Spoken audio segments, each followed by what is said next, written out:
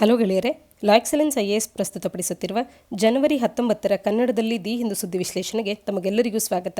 ಇಂದಿನ ಮೊದಲ article, only police should decide on tractor rally says supreme court ಅನ್ನೋದಾಗಿದೆ. ನಮ್ಮೆಲ್ಲರಿಗೂ ತಿಳಿದಿರೋ ಹಾಗೆ 50 ದಿನಗಳಿಗೂ ಹೆಚ್ಚು ದಿನಗಳಿಂದ ಕೂಡ ರೈತರು, ಅದರಲ್ಲೂ ಮುಖ್ಯವಾಗಿ ಪಂಜಾಬಿನ ರೈತರು ಡೆಲ್ಲಿಯಲ್ಲಿ ಪ್ರೊಟೆಸ್ಟರ್ಸ್ಗಳಾಗಿ ಈ 3 ಫಾರ್ಮ್ಲಾಸ್ಗಳ ವಿರುದ್ಧವಾಗಿ ಕಾರ್ಯವನ್ನು ಮಾಡ್ತಾ ಇರ್ತಕ್ಕಂಥದ್ದು ಮತ್ತು ಈ 3 ಫಾರ್ಮ್ಲಾಸ್ಗಳು ಕಂಪ್ಲೀಟ್ ಆಗಿ ರಿಪೀಲ್ ಆಗಬೇಕು ಅನ್ನುವಂಥ ಡಿಮ್ಯಾಂಡನ್ನು ಅವರು ಇಟ್ಟಿರ್ತಕ್ಕಂಥದ್ದು. ಈ ಪ್ರೊಟೆಸ್ಟನ್ನು ತಡೀಲಿಕ್ಕೆ ಅಂತ ಹೇಳಿ ಕೇಂದ್ರ ಸರ್ಕಾರದವರು ಸಾಕಷ್ಟು ಬಾರಿ ಇವರೊಟ್ಟಿಗೆ ಮಾತುಕತೆಗೆ ಅಂತ ಹೇಳಿ ಪ್ರಯತ್ನ ಮಾಡಿರ್ತಕ್ಕಂಥದ್ದು ಮತ್ತು ಆ ಮಾತುಕತೆ ಮುರಿದು ಬಿದ್ದಿರ್ತಕ್ಕಂಥದ್ದು. ಇದುವರೆಗೂ ಕೂಡ ಯಾವುದೇ ರೀತಿಯಾದಂಥ ಒಂದು ಫ್ರೂಟ್ಫುಲ್ ಆದಂಥ ರಿಸಲ್ಟ್ ಅನ್ನುವಂಥದ್ದು ಹೊರಬಂದಿಲ್ಲ. ಈ ಎಲ್ಲದರ ಹಿನ್ನೆಲೆಯಲ್ಲಿ ಸುಪ್ರೀಂ ಕೋರ್ಟ್ ಈಗಾಗಲೇ ಇದಕ್ಕೆ ಅಂತಲೇ ಒಂದು ಸಪರೇಟ್ ಕಮಿಟಿಯೊಂದನ್ನು ಫಾರ್ಮ್ ಮಾಡಬೇಕು ಅನ್ನೋದ್ರ ಬಗ್ಗೆ ಕೂಡ ನಿರ್ಧಾರವನ್ನು ಮಾಡಿತ್ತು. ಈಗ ಇಲ್ಲಿ ತಿಳಿಸ್ತಾ ಇರ್ತಕ್ಕಂಥದ್ದು, ಈ ಒಂದು ಪ್ರೊಟೆಸ್ಟ್ನ ಭಾಗವಾಗಿ ರಿಪಬ್ಲಿಕ್ ಡೇ ಅಂದರೆ ಜಾನ್ವರಿ 26 ಅಂದು ಸಾಕಷ್ಟು ಟ್ರ್ಯಾಕ್ಟರಿಗಳು 5 ಲಕ್ಷ ಮಂದಿಯಷ್ಟು ಫಾರ್ಮರ್ಸ್ಗಳು ಡೆಲ್ಲಿಗೆ ಬರಬೇಕು ಅನ್ನುವಂಥ ಒಂದು ನಿರ್ಧಾರವನ್ನು ಹಾಕ್ಕೊಂಡಿರ್ತಕ್ಕಂಥದ್ದು ಈ ಚಳುವಳಿಯ ಭಾಗವಾಗಿ. ಅದನ್ನು ತಡಿಬೇಕು ಅಂತ ಹೇಳಿ ಸುಪ್ರೀಂ ಕೋರ್ಟಿನ ಮೊರೆ ಹೋಗಿದ್ದಂಥ ಕೇಂದ್ರ ಸರ್ಕಾರಕ್ಕೆ ಸುಪ್ರೀಂ ಕೋರ್ಟ್ ನೀಡಿರ್ತಕ್ಕಂಥ ನಿರ್ಧಾರ ಏನು ಅಂತ ಅಂದರೆ, ಪೊಲೀಸರು ಮಾತ್ರವೇ ಈ ಲಾ ಆ್ಯಂಡ್ ಆರ್ಡರ್ನ ಬಗ್ಗೆ ಡಿಸೈಡ್ ಮಾಡಬೇಕಾಗತ್ತೆ. ಕೋರ್ಟ್ ಈ ಲಾ ಆ್ಯಂಡ್ ಆರ್ಡರ್ ಇಶ್ಯೂನ ಬಗ್ಗೆ ಡಿಸೈಡ್ ಮಾಡುವಂಥ ಅಧಿಕಾರವನ್ನು ಹೊಂದಿಲ್ಲ, ಅಥವಾ ಲಾ ಆ್ಯಂಡ್ ಆರ್ಡರ್ ಇಶ್ಯೂ ಅನ್ನು ಡಿಸೈಡ್ ಮಾಡುವಂಥದ್ದು ಕೋರ್ಟ್ನ ಕೆಲಸವಲ್ಲ ಅನ್ನುವಂಥದ್ದು ಕೋರ್ಟ್ನ ಉತ್ತರ ಆಗಿರ್ತಕ್ಕಂಥದ್ದು. ಪೊಲೀಸ್ ಮಾತ್ರವೇ ಈ ಟ್ರ್ಯಾಕ್ಟರ್ ರ್ಯಾಲಿ ಬಗ್ಗೆ ಡಿಸೈಡ್ ಮಾಡಬೇಕಾಗತ್ತೆ. ಲಾ ಆ್ಯಂಡ್ ಆರ್ಡರನ್ನು ಸರ್ಕಾರ ನೋಡ್ಕೊಳ್ಬೇಕಾಗತ್ತೆ. ಇದರ ಒಂದು ಕಾರ್ಯವನ್ನು ನಮ್ಮ ಒಂದು ಅಂದರೆ ಜುಡಿಷಿಯರಿ ಅಡಿಯಲ್ಲಿ ನೀವು ತರಬೇಡಿ ಅನ್ನುವಂಥದ್ದನ್ನು ಈಗ ಹೇಳಿರ್ತಕ್ಕಂಥದ್ದು. ಎಂಟ್ರಿ ಇಂಟು ಡೆಲ್ಲಿ ಅನ್ನುವಂಥದ್ದು, ಈಗ ಈ ಇಷ್ಟು ಮಂದಿ ರೈತರನ್ನು ಡೆಲ್ಲಿಗೆ ಎಂಟ್ರಿ ಮಾಡುವಂಥದ್ದು ಲಾ ಆ್ಯಂಡ್ ಆರ್ಡರ್ ಇಶ್ಯೂ ಆಗಿರುತ್ತೆ. ಯಾರನ್ನು ಅಲೋ ಮಾಡಬೇಕು, ಯಾವ ಕಂಡೀಷನ್ಸ್ ಮೇಲೆ ಅಲೋ ಮಾಡಬೇಕು ಅನ್ನುವಂಥದ್ದನ್ನು ಪೊಲೀಸರು ಡಿಟರ್ಮೈನ್ ಮಾಡಬೇಕಾಗತ್ತೆ ಮತ್ತು ಅಥಾರಿಟಿ ಇದನ್ನು ಡಿಸೈಡ್ ಮಾಡಬೇಕಾಗತ್ತೆ. ಈ ಕಾರ್ಯವನ್ನು ಮಾಡುವಂಥ ಅಥಾರಿಟಿ ಸುಪ್ರೀಂ ಕೋರ್ಟ್ ಅಲ್ಲ, ಅಥವಾ ಕೋರ್ಟ್ ಅಲ್ಲ, ನ್ಯಾಯಾಂಗ ಇದರ ಒಂದು ಹೊಣೆಯನ್ನು ಹೊತ್ತಿಲ್ಲ ಅನ್ನುವಂಥದ್ದು ನ್ಯಾಯಾಂಗದ ಒಂದು ಉತ್ತರ ಆಗಿರ್ತಕ್ಕಂಥದ್ದು.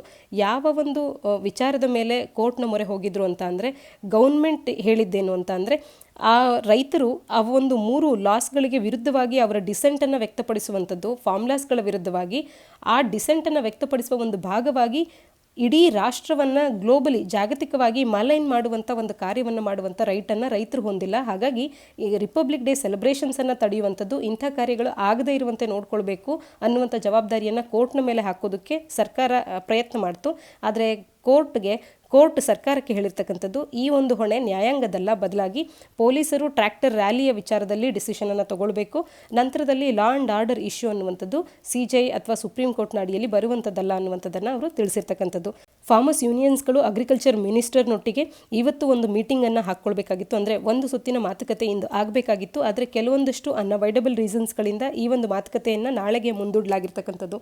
ಯೂನಿಯನ್ಸ್ಗಳು ಇದರ ವಿಚಾರವಾಗಿ, ಈ ಫಾರ್ಮ್ ಲಾಸ್ಗಳ ವಿಚಾರವಾಗಿ ನಿರ್ಧಾರ ಅಥವಾ ಡಿಸ್ಕಸ್ ಮಾಡಲಿಕ್ಕೆ ರೆಡಿ ಇಲ್ಲ. ಸ್ಪೆಸಿಫಿಕ್ ಪ್ರಾವಿಷನ್ಸ್ಗಳನ್ನು ತಗೊಂಡು, ಈ ಲಾಸ್ನಲ್ಲಿರ್ತಕ್ಕಂಥ ಪ್ರಾವಿಷನ್ಸ್ಗಳನ್ನು ತಗೊಂಡು ಡಿಸ್ಕಷನ್ಗೆ ಕೂರೋದಕ್ಕೆ ಅವರು ರೆಡಿ ಇಲ್ಲ. ಬದಲಾಗಿ ಕಂಪ್ಲೀಟ್ ಈ ಪ್ರಾವಿಷನ್ಸ್ಗಳನ್ನು ಅಥವಾ ಈ ಲಾಸ್ಗಳನ್ನೇ ರಿಪೀಲ್ ಮಾಡಿ ಅನ್ನುವಂಥ ಒಂದು ದೊಡ್ಡ ಒಂದು ಕರೆಯನ್ನು ಕೊಡ್ತಾ ಇರ್ತಕ್ಕಂಥದ್ದು.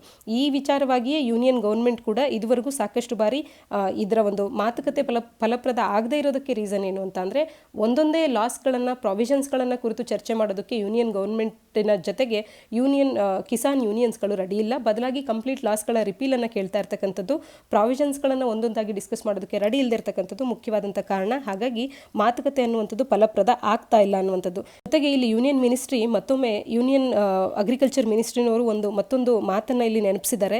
ರಿಪಬ್ಲಿಕ್ ಡೇ ಅನ್ನುವಂಥದ್ದು ಇಡೀ ರಾಷ್ಟ್ರಕ್ಕೆ ಒಂದು ಪ್ರತಿಷ್ಠಿತವಾದಂಥ ದಿನ ಅಂತಲೇ ಹೇಳ್ಬೋದು. ಸಾಕಷ್ಟು ಮಂದಿ ಪ್ರಾಣಗಳನ್ನೇ ತ್ಯಾಗ ಮಾಡಿ ನಮಗೆ ಇಂಡಿಪೆಂಡೆನ್ಸನ್ನು ತಂದುಕೊಟ್ಟಿರ್ತಕ್ಕಂಥದ್ದು, ಎಷ್ಟೋ ಮಂದಿಯ ತ್ಯಾಗ ಬಲಿದಾನಗಳಿಂದ ನಮಗೆ ಇವತ್ತಿನ ನಮ್ಮ ದೇಶ ಹೀಗಿರ್ತಕ್ಕಂಥದ್ದು. ಇಂಥ ಸಂದರ್ಭದಲ್ಲಿ ರಿಪಬ್ಲಿಕ್ ಡೇ ಸೆಲೆಬ್ರೇಷನ್ ಅನ್ನುವಂಥದ್ದಕ್ಕೆ ಯಾವುದೇ ಅದರ ಒಂದು ಡಿಗ್ನಿಟಿಗೆ ತೊಂದರೆ ಆಗದೇ ಇರುವಂತೆ ನೋಡಿಕೊಳ್ಳುವಂಥದ್ದು ರೈತರ ಒಂದು ಹೊಣೆಯೂ ಕೂಡ ಹೌದು. ಹೀಗಿರುವಾಗ ರೈತ ಸಂಘಟನೆಗಳು ಇಂಥ ಕಾರ್ಯವನ್ನು ಮಾಡುವಂಥದ್ದು ಸರಿಯಲ್ಲ ಅನ್ನುವಂಥದ್ದನ್ನು ಇಲ್ಲಿ ಮಿನಿಸ್ಟರ್ಸ್ ಅಥವಾ ಯೂನಿಯನ್ ಮಿನಿಸ್ಟರ್ಸ್ಗಳು ಮತ್ತು ಅಗ್ರಿಕಲ್ಚರ್ ಮಿನಿಸ್ಟ್ರಿಯವರು ತಿಳಿಸಿರ್ತಕ್ಕಂಥದ್ದು. ಇದೇ ವಿಚಾರವಾಗಿ ಕೇಂದ್ರ ಸರ್ಕಾರವೂ ಕೂಡ ಇವರು ಈ ಫಾರ್ಮ್ಲಾಸ್ಗಳ ವಿರುದ್ಧವಾಗಿ ಡಿಸೆಂಟನ್ನು ತೋರಿಸುವ ಭಾಗವಾಗಿ ರಾಷ್ಟ್ರದ ಒಂದು ಗೌರವಕ್ಕೆ ಧಕ್ಕೆಯನ್ನು ತರಬಾರ್ದು ಅನ್ನುವಂಥ ಉದ್ದೇಶದಿಂದ ಸುಪ್ರೀಂ ಕೋರ್ಟ್ನ ಮೊರೆ ಹೋಗಿತ್ತು. ಆದರೆ ಸುಪ್ರೀಂ ಕೋರ್ಟ್ ಇದು ಲಾ ಆ್ಯಂಡ್ ಆರ್ಡರ್ನ ವಿಚಾರ ಆಗಿರೋದ್ರಿಂದ ಲಾ ಆ್ಯಂಡ್ ಆರ್ಡರ್ ಅನ್ನುವಂಥದ್ದು ಸುಪ್ರೀಂ ಕೋರ್ಟ್ನ ಅಡಿಯಲ್ಲಿ ಬರುವಂಥದ್ದಲ್ಲ. ಕೋರ್ಟ್ ಇದರ ಮೇಲೆ ಡಿಸೈಡ್ ಮಾಡುವಂಥ ಪವರನ್ನು ಹೊಂದಿಲ್ಲ, ಅಥವಾ ನಾವು ಇದಕ್ಕೆ ಜವಾಬ್ದಾರರಲ್ಲ ಅಂತ ಹೇಳಿ ತಿಳಿಸ್ತಾ ಇರ್ತಕ್ಕಂಥದ್ದು. ಮುಂದಿನ article, women take the stage at Singhu border ಅನ್ನೋದಾಗುತ್ತೆ. ಸಿಂಗು ಬಾರ್ಡರ್ನಲ್ಲಿ ಹೆಣ್ಣು ಮಕ್ಕಳು ಮಹಿಳಾ ಕಿಸಾನ್ ದಿವಸ್ ಇದರ ಒಂದು ಪರವಾಗಿ ಇಲ್ಲಿ ಸಾಕಷ್ಟು ಸಂಖ್ಯೆಯಲ್ಲಿ ಹೆಣ್ಣು ಮಕ್ಕಳು ನೆರೆದಿದ್ದು ನಿನ್ನೆ ನ್ಯೂ ಫಾರ್ಮುಲಾಸ್ಗಳ ವಿರುದ್ಧವಾಗಿ ಒಂದು ಎಜುಟೇಷನನ್ನು ಆ ನ್ಯೂ ಫಾರ್ಮುಲಾಸ್ಗಳ ವಿರೋಧವನ್ನು ವ್ಯಕ್ತಪಡಿಸೋದಕ್ಕೆ ಅದಕ್ಕೆ ತಮ್ಮ ಸಪೋರ್ಟನ್ನು ಅಂದರೆ ಈ ಎಜುಟೇಷನ್ಗೆ ಸಪೋರ್ಟನ್ನು ವ್ಯಕ್ತಪಡಿಸೋದಕ್ಕೆ ಅಂತೇಳಿ ಸಾಕಷ್ಟು ಸಂಖ್ಯೆಯಲ್ಲಿ ಫಾರ್ಮುಲಾಸ್ಗಳಲ್ಲಿ ಹೆಣ್ಣು ಮಕ್ಕಳು ಭಾಗಿಯಾಗಿರ್ತಕ್ಕಂಥದ್ದು. ಇಲ್ಲಿ women took over the stage ಆಗಿರ್ಬೋದು, ಸೆಕ್ಯೂರಿಟಿ, ಸ್ಟೇಜ್ ಮ್ಯಾನೇಜ್ಮೆಂಟ್, ಸಿಂಗ್ಯೂ ಬಾರ್ಡರ್ನಲ್ಲಿ ಈ ಎಲ್ಲ ಕಾರ್ಯಗಳನ್ನು ವುಮೆನ್ಸ್ ಮಾಡಿದ್ದಾರೆ. ಪ್ರೊಟೆಸ್ಟಿಂಗ್ ಫಾರ್ಮರ್ಸ್ಗಳಾಗಿ ಅವರು ಮಹಿಳಾ ಕಿಸಾನ್ ದಿವಸನ್ನು ಮಂಡೇ ಅಬ್ಸರ್ವ್ ಮಾಡಿದ್ದಾರೆ ಅನ್ನುವಂಥದ್ದನ್ನು ಇಲ್ಲಿ ನಾವು ನೋಡಬಹುದಾಗುತ್ತೆ. 2021ರಲ್ಲಿ ಮಹಿಳಾ ಕಿಸಾನ್ ದಿವಸನ್ನಾಗಿ ಈ ಒಂದು ಪ್ರೊಟೆಸ್ಟ್ನ ಭಾಗವಾಗಿ ಯಾವತ್ತು ಆಚರಿಸಲಾಯಿತು ಅಂತ ಅಂದಾಗ ಜಾನ್ವರಿ 2021ರ 18ನೇ ತಾರೀಕು ಅನ್ನುವಂಥದ್ದು ನಮಗೆ ನೆನಪಿರಬೇಕಾಗತ್ತೆ. ಈ ಕಿಸಾನ್ ದಿವಸ್, ಮಹಿಳಾ ಕಿಸಾನ್ ದಿವಸ್ ಬಗ್ಗೆ ನಾವು ನೋಡಿದಾಗ international day of rural women ಅನ್ನು 15th ಅಕ್ಟೋಬರ್ UN ಆಚರಿಸುವಂಥದ್ದು. ಯುನೈಟೆಡ್ ನೇಷನ್ನ ಪರವಾಗಿ international day of rural women ಅಂತ ಹೇಳಿ 15th ಅಕ್ಟೋಬರ್ ಆಚರಿಸ್ತಾರೆ. ಈ ಒಂದು ಕಾರಣದಿಂದ 15th ಅಕ್ಟೋಬರನ್ನು ನಾವು ಮಹಿಳಾ ಕಿಸಾನ್ ದಿವಸ್ ಅಂತ ಹೇಳಿ 2016-17ರ ಸಂದರ್ಭದಲ್ಲಿ ಆಚರಣೆಯನ್ನು ಮಾಡ್ಕೊಂಡು ಬಂದಿದ್ದಂಥದ್ದು. ಆದರೆ ಈಗ ಈ ಮಹಿಳಾ ಕಿಸಾನ್ ದಿವಸ್ ಅಂತ ಹೇಳಿ ನಿನ್ನೆ ಆಚರಣೆಯನ್ನು ಮಾಡಿರ್ತಕ್ಕಂಥದ್ದು. ಈ ಪ್ರೊಟೆಸ್ಟರ್ಸ್ಗಳ ಭಾಗವಾಗಿ ಮಹಿಳಾ ಕಿಸಾನ್ ದಿವಸನ್ನು ಆಚರಣೆಯನ್ನು ಮಾಡಿ ಸಾಕಷ್ಟು ಮಂದಿ ಮಹಿಳೆಯರು ರೈತರ ಪರವಾಗಿ ಮತ್ತು ರೈತ ಮಹಿಳೆಯರು ಅಲ್ಲಿ ಸೇರಿಕೊಂಡು ಇಂಥ ಒಂದು ಪ್ರೊಟೆಸ್ಟನ್ನು ಮಾಡಿರ್ತಕ್ಕಂಥದ್ದು. ಇಲ್ಲಿ ನಾವು ತಿಳ್ಕೊಳ್ಬೇಕಾಗಿರ್ತಕ್ಕಂಥದ್ದು international day of rural women ಅನ್ನು 15th ಅಕ್ಟೋಬರ್ ಗುರುತಿಸ್ತಾರೆ. 15th ಅಕ್ಟೋಬರ್ನಲ್ಲಿ ನಾವು ಮಹಿಳಾ ಕಿಸಾನ್ ದಿವಸನ್ನು ಕೂಡ ಆಚರಿಸ್ತಾ ಇದ್ವಿ ಕಳೆದ 3-4 ವರ್ಷಗಳಲ್ಲಿ. ಈ ಬಾರಿ 2021ರ ಜನವರಿ 18 ನಿನ್ನೆ ಈ ಪ್ರೊಟೆಸ್ಟ್ ಏನು ನ್ಯೂ ಫಾರ್ಮುಲಾಸ್ಗಳ ವಿರುದ್ಧವಾಗಿ ಪ್ರೊಟೆಸ್ಟನ್ನು ಮಾಡುವಂಥ ಇದರ ಭಾಗವಾಗಿ ಮಹಿಳಾ ಕಿಸಾನ್ ದಿವಸನ್ನು ನಿನ್ನೆ ಸಾಕಷ್ಟು ಮಂದಿ ಮಹಿಳೆಯರು ಒಂದು ಕಡೆ ಸೇರಿ ಸಿಂಗು ಬಾರ್ಡರ್ನಲ್ಲಿ ಇದರ ವಿರುದ್ಧವಾಗಿ ನ್ಯೂ ಫಾರ್ಮುಲಾಸ್ಗಳನ್ನು ಹಿಂದಕ್ಕೆ ಪಡೀರಿ ಅಂತ ಹೇಳಿ ಎಜುಟೇಷನನ್ನು ಮಾಡೋದ್ರ ಮುಖಾಂತರವಾಗಿ ಮಹಿಳಾ ಕಿಸಾನ್ ದಿವಸ್ ಆಚರಣೆ ಮಾಡಿರ್ತಕ್ಕಂಥದ್ದು. ಮತ್ತು ಕಿಸಾನ್ ದಿವಸ್, ರಾಷ್ಟ್ರೀಯ ಕಿಸಾನ್ ದಿವಸ್ ಅಥವಾ ನ್ಯಾಷನಲ್ ಫಾರ್ಮರ್ಸ್ ಡೇ ಅಂತ ಹೇಳಿ ನಾವು ಯಾವತ್ತನ್ನು ಆಚರಣೆ ಮಾಡ್ತೀವಿ ಭಾರತದಲ್ಲಿ ಅಂದಾಗ ನಮ್ಮ ಭಾರತದ 5ನೇ ಪ್ರಧಾನಮಂತ್ರಿಯಾಗಿದ್ದಂಥ ಚೌಧರಿ ಚರಣ್ ಸಿಂಗ್ ಅವರ ಜನ್ಮದಿನದ ನೆನಪಿಗಾಗಿ ಡಿಸೆಂಬರ್ 23ರಂದು ಪ್ರತಿ ವರ್ಷವೂ ಕೂಡ ರಾಷ್ಟ್ರೀಯ ಕಿಸಾನ್ ದಿವಸನ್ನು ಅಥವಾ ನ್ಯಾಷನಲ್ ಫಾರ್ಮರ್ಸ್ ಡೇ ಅನ್ನು ಸೆಲೆಬ್ರೇಟ್ ಮಾಡುವಂಥದ್ದು. ಈ ರೀತಿಯ ಪ್ರಶ್ನೆಗಳು ನಿಮಗೆ FDA, SDA, ಗ್ರೂಪ್ ಸಿ ಪರೀಕ್ಷೆಗಳಲ್ಲಿ ಕೇಳಿದಾಗ ನೇರವಾಗಿ ಉತ್ತರ ನೀಡೋದಕ್ಕೆ ನಾವು ರೆಡಿ ಇರಬೇಕಾಗುತ್ತೆ. ಇಂಥ ಮುಖ್ಯ ದಿನಗಳನ್ನು ನೀವು ನೆನಪಿಟ್ಕೊಳ್ಬೇಕಾಗುತ್ತೆ. 23 ಡಿಸೆಂಬರ್ ರಾಷ್ಟ್ರೀಯ ಕಿಸಾನ್ ದಿವಸ್ ಅನ್ನುವಂಥದ್ದು, international day of rural women 15th October ಅನ್ನುವಂಥದ್ದು ಇವು ನಿಮಗೆ ನೆನಪಿರಲಿ. ಜೊತೆಗೆ ಈ ರೀತಿಯ ಒಂದು ಪ್ರೊಟೆಸ್ಟ್ ಏನಿದೆ ಎಜುಟೇಷನನ್ನು ಈ ನ್ಯೂ ಫಾರ್ಮುಲಾಸ್ಗಳ ವಿರುದ್ಧವಾಗಿ ಒಂದು ಎಜುಟೇಷನನ್ನು ಮಾಡುವಂಥದ್ದು, ಎಜುಟೇಷನ್ಗೆ ಸಪೋರ್ಟನ್ನು ಮಾಡುವಂಥದ್ರಲ್ಲಿ ಮಹಿಳೆಯರ ಪಾತ್ರ ಏನು ಅನ್ನುವಂಥ ಪ್ರಶ್ನೆಗಳು ಬಂದಾಗ ಅಥವಾ ಮಹಿಳೆಯರು ಕೂಡ ಈ ಒಂದು ಪ್ರೊಟೆಸ್ಟ್ನಲ್ಲೂ ಕೂಡ ಹಿಂದೆ ಸರಿದಿಲ್ಲ, ಇದರ ಒಂದು ಭಾಗವಾಗಿ ಮಹಿಳೆಯರು ಕೂಡ ಕಾರ್ಯ ಮಾಡಿದ್ದಾರೆ ಅಂತ ಹೇಳುವಂಥ ಸಂದರ್ಭದಲ್ಲಿ ಇದನ್ನು ನಾವು ಮಹಿಳಾ ಕಿಸಾನ್ ದಿವಸನ್ನಾಗಿ ಜನವರಿ 18ರಂದು ಸಾಕಷ್ಟು ಸಂಖ್ಯೆಯಲ್ಲಿ ಮಹಿಳೆಯರು ನೆರೆದಿದ್ದು ಈ ಒಂದು ಪ್ರೊಟೆಸ್ಟ್ನಲ್ಲಿ ತನ್ನದೇ ಆದಂಥ ಒಂದು ಭಾಗವನ್ನು ವಹಿಸಿದ್ರು ಅಂತ ಹೇಳಿ ಮೇನ್ಸ್ನಲ್ಲೂ ಕೂಡ ಉತ್ತರಗಳನ್ನು ಬರಿಬೋದಾಗುತ್ತೆ. ಮುಂದಿನ article land under PLA control since 1951 ಅನ್ನೋದಾಗುತ್ತೆ. ಇದನ್ನು GS ಪೇಪರ್ 2ನ ಅಡಿಯಲ್ಲಿ ಸೆಕ್ಯೂರಿಟಿ ಅಡಿಯಲ್ಲಿ ನಾವು ಓದ್ಕೊಳ್ಬೋದಾಗುತ್ತೆ. ಇಲ್ಲಿ ಮುಖ್ಯವಾಗಿ ನಾವು ನೋಡಬೇಕಾಗಿರ್ತಕ್ಕಂಥದ್ದು ಮಿನಿಸ್ಟ್ರಿ ಆಫ್ ಎಕ್ಸ್ಟರ್ನಲ್ ಅಫೇರ್ಸ್ ಅವರು ಹೇಳ್ತಾ ಇದ್ದಾರೆ ಇಂಡಿಯಾ ಕೂಡ ಕನ್ಸ್ಟ್ರಕ್ಷನಲ್ಲಿ ಅಂದರೆ ಬಾರ್ಡರ್ನಲ್ಲಿ ಕನ್ಸ್ಟ್ರಕ್ಷನ್ಸ್ಗಳನ್ನು ಮಾಡೋದಕ್ಕೆ, ಬಾರ್ಡರ್ ಇನ್ಫ್ರಾಸ್ಟ್ರಕ್ಚರನ್ನು ಡೆವಲಪ್ ಮಾಡೋದಕ್ಕೆ ನಾವು ಕೂಡ ಸ್ಟೆಪ್ ಇನ್ ಮಾಡ್ತಾ ಇದ್ದೇವೆ ಅನ್ನುವಂಥದ್ದು. ಜೊತೆಗೆ ಇಲ್ಲಿ ಮುಖ್ಯವಾಗಿ ಮಾತನಾಡ್ತಾ ಇರ್ತಕ್ಕಂಥದ್ದು NDTV ಇತ್ತೀಚೆಗಷ್ಟೇ ಒಂದು ಸ್ಯಾಟಲೈಟ್ ಇಮೇಜಸ್ಗಳನ್ನು ನ್ಯೂ ಚೈನೀಸ್ ಸೆಟಲ್ಮೆಂಟ್ಗಳು ಯಾವ ರೀತಿಯಾಗಿ ಆಗ್ತಾ ಇದೆ ಅರುಣಾಚಲ್ ಪ್ರದೇಶನಲ್ಲಿ ಅಂತ ಹೇಳಿ ಸ್ಯಾಟಲೈಟ್ ಇಮೇಜಸ್ಗಳನ್ನು ನೀಡಿತ್ತು. ಆ ಇಮೇಜಸನ್ನು ನಾವಿಲ್ಲಿ ನೋಡೋದಾದರೆ ಆಗಸ್ಟ್ 2019ರಲ್ಲಿ ಏನೂ ಇಲ್ಲದ ಪ್ರದೇಶದಲ್ಲಿ ಈಗ ಅಂದರೆ ನವೆಂಬರ್ 2020ರ ಹೊತ್ತಿಗೆ 1 ವರ್ಷ 2-3 ತಿಂಗಳ ಅವಧಿಯಲ್ಲಿ ಇಡೀ ಒಂದು ಗ್ರಾಮವನ್ನೇ ಸೃಷ್ಟಿ ಮಾಡಿರ್ತಕ್ಕಂಥದ್ದು. ಅದು ಕೂಡ ಇದು ಅರುಣಾಚಲ್ ಪ್ರದೇಶಕ್ಕೆ ಸೇರಿರ್ತಕ್ಕಂಥ ಭಾಗವಾಗಿರ್ತಕ್ಕಂಥದ್ದು. LACಯಿಂದ ಈಚೆ ಲೈನ್ ಆಫ್ ಆ್ಯಕ್ಚುಯಲ್ ಕಂಟ್ರೋಲ್ನಿಂದ ಈಚೆಗೆ ಇರುವಂಥದ್ದು ಎಲ್ಲಿ ಅರುಣಾಚಲ್ ಪ್ರದೇಶದ ಭಾಗವಾಗಿರ್ತಕ್ಕಂಥ ಪ್ರದೇಶದಲ್ಲಿ ಚೀನಾದವರು ಬಂದು ಇಂಥ ಒಂದು ವಿಲೇಜನ್ನು, ಒಂದು ಹಳ್ಳಿಯನ್ನೇ ಕ್ರಿಯೇಟ್ ಮಾಡಿರ್ತಕ್ಕಂಥದ್ದು 1 ವರ್ಷದ ಅವಧಿಯೊಳಗೆ. ಈ ಸ್ಯಾಟಲೈಟ್ ಇಮೇಜಸ್ಗಳನ್ನು NDTV ತನ್ನ ರಿಪೋರ್ಟ್ನಲ್ಲಿ ತೋರಿಸಿತ್ತು. ಇದರ ವಿಚಾರವಾಗಿ ಮಾತನಾಡಿರ್ತಕ್ಕಂಥ ಭಾರತದ ಮಿನಿಸ್ಟ್ರಿ ಆಫ್ ಎಕ್ಸ್ಟರ್ನಲ್ ಅಫೇರ್ಸ್ನ ಸ್ಪೋಕ್ಸ್ ಪರ್ಸನ್ ಒಬ್ಬರು ತಿಳಿಸಿರ್ತಕ್ಕಂಥದ್ದು ಭಾರತ ಸರ್ಕಾರಕ್ಕೂ ಕೂಡ ಇದ್ರ ಬಗ್ಗೆ ಮಾಹಿತಿ ಇದೆ. ಚೀನಾದವರು ಈ ರೀತಿಯಾಗಿ ಗಡಿಯಲ್ಲಿ ಕನ್ಸ್ಟ್ರಕ್ಷನ್ ಅನ್ನು ಮಾಡ್ತಾ ಇದ್ದಾರೆ ಕಳೆದ ಸಾಕಷ್ಟು ವರ್ಷಗಳಿಂದ ಅಂತ ಹೇಳಿ, LACಯ ಗಡಿಯಲ್ಲಿ ಈ ಕನ್ಸ್ಟ್ರಕ್ಷನ್ ನಡೀತಾ ಇದೆ ಅಂತ ಹೇಳಿ. ಭಾರತವು ಕೂಡ ಈ ರೀತಿಯಾದಂಥ ಇನ್ಫ್ರಾಸ್ಟ್ರಕ್ಚರ್ನ ಬಿಲ್ಡ್ ಮಾಡೋದಕ್ಕೆ, ಸ್ಟೆಪ್ ಅಪ್ ಮಾಡೋದಕ್ಕೆ ಕಾರ್ಯಗಳನ್ನು ಮಾಡ್ತಾ ಇದೆ ಅಂತ ಹೇಳಿ. ಆದರೆ ಇದೇ ಮೊದಲ ಬಾರಿಗೆ ಸರ್ಕಾರವು ಅಕ್ನಾಲೇಜ್ ಮಾಡ್ತಿರ್ತಕ್ಕಂಥದ್ದು ಚೈನೀಸ್ ಕನ್ಸ್ಟ್ರಕ್ಷನ್ ಅನ್ನುವಂಥದ್ದು ಆಗ್ತಾ ಇದೆ LACಯ ಈ ಭಾಗದಲ್ಲಿ. ಅಂದರೆ LACಯಿಂದ ಭಾರತದ ಭಾಗ ಏನಿದೆ ಇದರ ಕಡೆಗೂ ಕೂಡ ಚೈನೀಸ್ ಕನ್ಸ್ಟ್ರಕ್ಷನ್ ಅನ್ನುವಂಥದ್ದು ಆಗ್ತಾ ಇದೆ ಅಂತ ಹೇಳಿ ಗೌರ್ಮೆಂಟ್ ಮೊದಲ ಬಾರಿಗೆ ಅಕ್ನಾಲೇಜ್ ಮಾಡಿರ್ತಕ್ಕಂಥದ್ದು. ಅದರ ಜೊತೆಗೆ ಅಫಿಷಿಯಲ್ಸ್ಗಳು ಹೇಳಿರ್ತಕ್ಕಂಥದ್ದು Chinese People's Liberation Army PLA ಅನ್ನುವಂಥದ್ದು ಈ ಒಂದು ಪ್ರದೇಶದಲ್ಲಿ ಇಂಥ ಕಾರ್ಯಗಳನ್ನು ಅಂದರೆ ತನ್ನದೇ ಆದಂಥ ಒಂದು ಕನ್ಸ್ಟ್ರಕ್ಷನ್ಸ್ಗಳನ್ನು ಮಾಡುವಂಥದ್ದು ಅಥವಾ ಈ ಜಾಗದಲ್ಲಿ ತನ್ನ ಎಕ್ಸಿಸ್ಟೆನ್ಸನ್ನು ಹೊಂದಿರತಕ್ಕಂಥದ್ದು ನಾವು 1959ರಿಂದಲೂ ಕೂಡ ಇಂಥದ್ದನ್ನು ನಾವು ಕಾಣ್ತೇವೆ ಅನ್ನುವಂಥದ್ದನ್ನು ಹೇಳಿರ್ತಕ್ಕಂಥದ್ದು. ಇನ್ನು ಚೈನೀಸ್ ಈ 1959ರಿಂದಲೂ ಕೂಡ ಈ ಏರಿಯಾವನ್ನು ಹೋಲ್ಡ್ ಮಾಡಿದ್ದಾರೆ. ಇದಕ್ಕೂ ಮುಂಚೆ ಅಸ್ಸಾಂ ರೈಫಲ್ಸ್ನ ಒಂದು ಪೋಸ್ಟನ್ನು ನಾವು ಆ ಏರಿಯಾದಲ್ಲಿ ಕಾಣಬಹುದಾಗಿತ್ತು. ನಂತರದ ದಿನಗಳಲ್ಲಿ ಚೈನಾದವರು ಇದನ್ನು ಹೋಲ್ಡ್ ಮಾಡಿರ್ತಕ್ಕಂಥದ್ದು. ಈಗ ಟೆಂಪರರಿ ಕನ್ಸ್ಟ್ರಕ್ಷನ್ಸ್ಗಳನ್ನು ಫ್ಯೂ ಇಯರ್ಸ್ ಬ್ಯಾಕ್ ಅವ್ರು ಮಾಡ್ತಾ ಇದ್ರು, ಆದರೆ ಈಗ ಒಂದು ಪರ್ಮನೆಂಟ್ ಕನ್ಸ್ಟ್ರಕ್ಷನನ್ನು ಅವ್ರು ಮಾಡಿದ್ದಾರೆ ಅನ್ನುವಂಥದ್ದನ್ನು ಕೂಡ ಹೇಳ್ತಾ ಇರ್ತಕ್ಕಂಥದ್ದು. ಕನ್ಸ್ಟ್ರಕ್ಷನ್ ಒಂದು ಬಿಗ್ ವಿಲೇಜಿನ ಕನ್ಸ್ಟ್ರಕ್ಷನನ್ನೇ ಮಾಡಿರ್ತಕ್ಕಂಥದ್ದನ್ನು ನಾವಿಲ್ಲಿ ಕಾಣ್ತಾ ಇದ್ದೇವೆ. ಸಾರಿ ಚೂ ಅನ್ನುವಂಥ ರಿವರಿನ ಬ್ಯಾಂಕ್ಸ್ನಲ್ಲಿ ಈ ಒಂದು ವಿಲೇಜ್ ಅನ್ನುವಂಥದ್ದು ಕನ್ಸ್ಟ್ರಕ್ಟ್ ಆಗಿದೆ. ಇದು ಬರುವಂಥದ್ದು ಅಪ್ಪರ್ ಸುಬಾನ್ಸಿರಿ ಡಿಸ್ಟಿಕ್ನಲ್ಲಿ. ನವೆಂಬರ್ 2019ರಿಂದ 2020 ನವೆಂಬರ್ ನಾವು ನೋಡಿದಾಗ ಇಂಥ ಒಂದು ವಿಲೇಜಸ್ ಸೃಷ್ಟಿಯಾಗಿರೋದನ್ನು ನಾವು ನೋಡ್ಬೋದಾಗುತ್ತೆ. ಉದಾಹರಣೆಗೆ ಅದು ಎಕ್ಸಾಕ್ಟಾಗಿ ಯಾವ ಒಂದು ಭಾಗದಲ್ಲಿ ಬರುತ್ತೆ ಅಂತ ನೋಡೋದಾದರೆ ಇದಿಷ್ಟು ಅರುಣಾಚಲ್ ಪ್ರದೇಶ್ ಭಾಗ ಆಗಿದ್ರೆ ಇದು LACಯ ಗಡಿ ಆಗಿದೆ ಅಂತ ಅಂದಾಗ LACಯ ಗಡಿ ಭಾಗ ಇಲ್ಲಿದ್ರೆ ಈ ಲೈನ್ ಏನಿದೆ ಇದು LAC ಆಗುತ್ತೆ, ಲೈನ್ ಆಫ್ ಆ್ಯಕ್ಚುಯಲ್ ಕಂಟ್ರೋಲ್. ಈ ಅರುಣಾಚಲ್ ಪ್ರದೇಶದ ಭಾಗ ಅಂತ ತೋರಿಸೋದ್ರ ಒಳಗೆ ಈ ಬ್ಲೂ ಕಲರಲ್ಲಿ ನಾವೇನು ಕಾಣ್ತೇವೆ ಇಲ್ಲಿ ಒಂದು ಇಡೀ ಹಳ್ಳಿಯ ನಿರ್ಮಾಣವೇ ಆಗಿರ್ತಕ್ಕಂಥದ್ದು ಅಪ್ಪರ್ ಸುಬಾನ್ಸಿರಿ ಒಂದು ಡಿಸ್ಟ್ರಿಕ್ಟ್ನ ಪ್ರದೇಶದಲ್ಲಿ. ಅದನ್ನು ನಾವಿಲ್ಲಿ ಸ್ಪಷ್ಟವಾಗಿ ಕಾಣ್ಬೋದಾಗುತ್ತೆ. LAC ಇಲ್ಲಿ ಇದ್ದರೆ LACಯ ಒಳಗೆ ಈ ಒಂದು ವಿಲೇಜ್ ಅನ್ನುವಂಥದ್ದು ಆಗಿದೆ ಅರುಣಾಚಲ್ ಪ್ರದೇಶದಲ್ಲಿ. ಇಂಥ ಒಂದು ಹೊಸದೊಂದು ವಿಲೇಜನ್ನೇ ಕನ್ಸ್ಟ್ರಕ್ಟ್ ಮಾಡಿರ್ತಕ್ಕಂಥದ್ದು. ಸರ್ವೆ ಆಫ್ ಇಂಡಿಯಾದವರು ಈ ಒಂದು ಮ್ಯಾಪನ್ನು ಕೂಡ ನೀಡಿದ್ದಾರೆ. ಇದ್ರ ಬಗ್ಗೆ ನಾವು ಇಮೇಜನ್ನು ಕೂಡ ನಾವಿಲ್ಲಿ ಕಾಣ್ಬೋದಾಗುತ್ತೆ.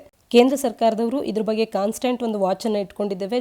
ಬಾರ್ಡರ್ ಇನ್ಫ್ರಾಸ್ಟ್ರಕ್ಚರ್ ನಮ್ಮಲ್ಲಿಯೂ ಕೂಡ ಡೆವಲಪ್ ಆಗ್ತಾ ಇದೆ. ರೋಡ್ಸ್ಗಳನ್ನು ಕನ್ಸ್ಟ್ರಕ್ಟ್ ಮಾಡುವಂಥದ್ದು, ಬ್ರಿಡ್ಜಸ್ಗಳನ್ನು ಕನ್ಸ್ಟ್ರಕ್ಟ್ ಮಾಡುವಂಥದ್ದು, ಈ ಮೂಲಕ ಅಲ್ಲಿನ ಲೋಕಲ್ ಪಾಪ್ಯುಲೇಷನ್ಗೆ ಅವಶ್ಯವಾಗಿ ಬೇಕಾಗಿದ್ದಂಥ ಕನೆಕ್ಟಿವಿಟಿಯನ್ನು ನೀಡ್ತಾ ಇರತಕ್ಕಂಥದ್ದನ್ನು ಭಾರತ ಸರ್ಕಾರವು ಕೂಡ ಮಾಡ್ತಾ ಇದೆ ಅನ್ನುವಂಥ ಮಾತುಗಳನ್ನು ಕೇಂದ್ರ ಸರ್ಕಾರದವರು ಆಡಿರ್ತಕ್ಕಂಥದ್ದು. ಮುಂದಿನ article new monsoon forecast models on the anvil ಅನ್ನೋದಾಗುತ್ತೆ. ಇದನ್ನು ಜಿಯೋಗ್ರಫಿ ಅಡಿಯಲ್ಲಿ ಮಾನ್ಸೂನ್ ರೈನ್ಫಾಲ್ನ ಅಡಿಯಲ್ಲಿ ನಾವು ಓದ್ಕೊಳ್ಬೋದಾಗುತ್ತೆ. ಇಂಡಿಯನ್ ಮೆಟ್ರಾಲಜಿಕಲ್ ಡಿಪಾರ್ಟ್ಮೆಂಟ್ ಅವರು ರೈನ್ಫಾಲ್ ಪ್ರೆಡಿಕ್ಷನ್ ಮೆಥಡ್ಸ್ಗಳನ್ನು ಇಂಪ್ರೂವ್ ಮಾಡೋದ್ರ ಬಗ್ಗೆ ವರ್ಕ್ ಮಾಡೋದಕ್ಕೆ ಶುರು ಮಾಡಿರ್ತಕ್ಕಂಥದ್ದು. ಇದನ್ನು ಆರ್ಟಿಕಲ್ನಲ್ಲಿ ನಾವು ನೋಡ್ಬೋದಾಗುತ್ತೆ. ರೈನ್ಫಾಲ್ ಪ್ರೆಡಿಕ್ಷನನ್ನು ಭಾರತದಲ್ಲಿ ಯಾರು ಮಾಡ್ತಾರೆ ಅಂತ ಅಂದಾಗ ಅಫಿಷಿಯಲ್ ಡೇಟಾವನ್ನು ನೀಡುವಂಥವರು meteorological department of Indian meteorological department ಅವರು ಈ ಕಾರ್ಯವನ್ನು ಮಾಡ್ತಾರೆ.